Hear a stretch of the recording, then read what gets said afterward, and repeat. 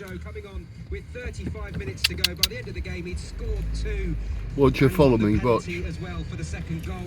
He was fouled by goalkeeper Jackson Smith, got himself up and converted on 59 minutes. Set up early on 62 to make it 3. Tomlinson ran through on 74 minutes to make it 4. And then Dean see him? the show on 79 at the second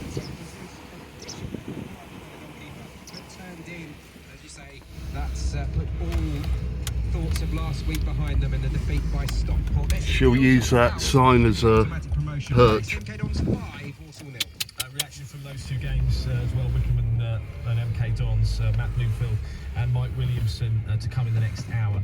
If you want to catch us on BBC Sounds, all those interviews, as well as being live on Three Counties Radio, if you follow us on X, which is formerly known as Twitter, of course, at BBC Sport. There she is. So that's our handle. Firstly, all those interviews are just one click away. We'll post the links on X, and you can just click on that. And wherever you are in the country, you can listen to BBC Sounds. Followed the car. Interviews after all the games.